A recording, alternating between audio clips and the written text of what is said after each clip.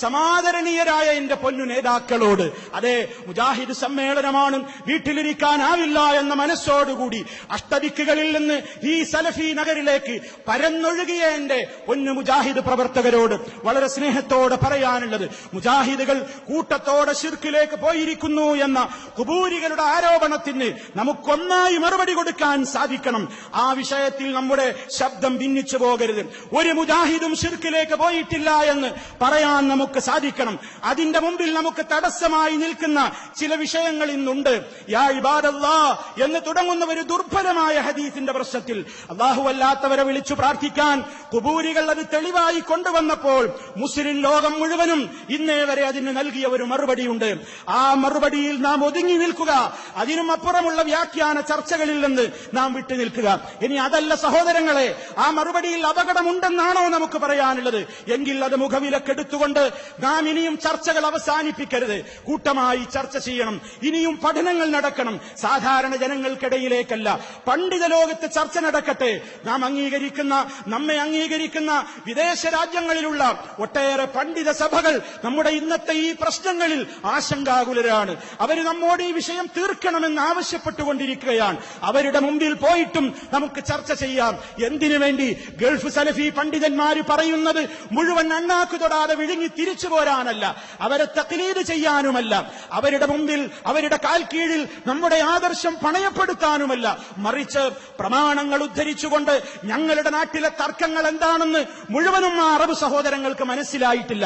അതുകൊണ്ടാണ് അവരിൽ നിന്ന് വരുന്ന ഫത്വകൾ പലപ്പോഴും വിഭിന്നങ്ങളായി മാറുന്നത്. നമുക്കിടയിലുള്ള പ്രശ്നങ്ങൾ എന്താണെങ്കിൽ കൂട്ടമായി നാം അവരെ അറിയിക്കണം. പ്രമാണങ്ങൾ ഉദ്ധരിച്ചുകൊണ്ട് നമുക്കിടയിലുള്ള തർക്കത്തിന്റെ മർമ്മം അവരെ കൃത്യമായി ബോധ്യപ്പെടുത്തണം.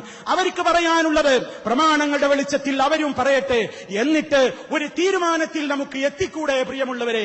എത്താൻ നമുക്ക് സാധിക്കുമെന്നാണ് ഈ ഉള്ളവൻ പ്രതീക്ഷിക്കുന്നത്. പ്രിയമുള്ളവരെ, ഒരു കാര്യം കൂടെ പറഞ്ഞുകൊണ്ട് ഞാൻ അവസാനിപ്പിക്കുകയാണ്. സഹോദരങ്ങളെ, ഇത്തരത്തിലുള്ള നമ്മുടെ ചർച്ചകളും തർക്കങ്ങളുമൊക്കെ പൊതുജനങ്ങളിൽ നിന്ന് മാറ്റിവെച്ചുകൊണ്ട് എല്ലാവരും സ്നേഹത്തോടെ ബഹുമാനത്തോടുകൂടി ഒന്നിച്ച് മുന്നോട്ട് പോകണം എന്നതാണ് ആദർശ ശത്രുക്കൾക്കെതിരെ നാം സ്വീകരിക്കേണ്ടുന്ന അജണ്ടയുമായി നാം മുന്നോട്ട് പോകണേ എന്നാണ് വിനീതമായി പറയാനുള്ളത്. ഒരൊറ്റ കാര്യം കൂടെ പറയുന്നു.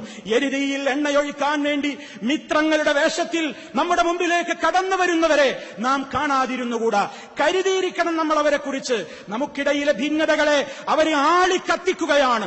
നമ്മുടെ ഉദ്ഘാടന സമ്മേളനത്തിൽ പങ്കെടുത്ത ഒരു മാന്യദേഹം നമുക്കിടയിലെ ഭിന്നത മുതലെടുത്തുകൊണ്ട് ഇബ്ലീസുകളെന്നും ജാഹിലുകളെന്നും ശൈത്താന്മാരെന്നും എന്തു വേണമെങ്കിലും നിങ്ങൾക്ക് അവരെ വിളിക്കാം, ഞങ്ങളും നിങ്ങളോടൊപ്പമുണ്ടെന്ന് പറഞ്ഞുകൊണ്ട് പ്രോത്സാഹനം നൽകിയ ഒരു സാഹചര്യം ഇവിടെയുണ്ടായി. നമുക്കവരോട് വളരെ വിനയത്തോടെ പറയാനുള്ളത്, നിങ്ങൾ നിങ്ങളുടെ മേഖലകളിൽ ഒതുങ്ങി നിന്നുകൊണ്ട് മതം അത് പഠിച്ചിട്ടുള്ള പ്രമാണങ്ങളെ അറിയുന്ന പണ്ഡിതന്മാർക്ക് വിട്ടുകൊടുത്തുകൊണ്ട് മതം പഠിച്ചവർ പറയട്ടെ, ഡോക്ടർമാർ അവരുടെ ഡ്യൂട്ടി നിർവഹിക്കട്ടെ.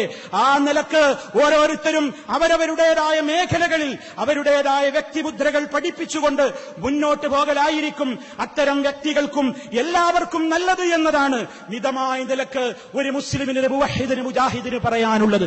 അതുകൊണ്ട് പ്രിയമുള്ളവരെ, നമ്മുടെ ശബ്ദം ഭിന്നിച്ചുകൂടാ. ശിർക്കിനെതിരെയുള്ള പോരാട്ടം നിന്നുകൂടാ. വിദ്അത്തുകൾക്കെതിരെയുള്ള സ്വരം ഒരിക്കലും തണുത്തുറഞ്ഞു പോയിക്കൂടാ.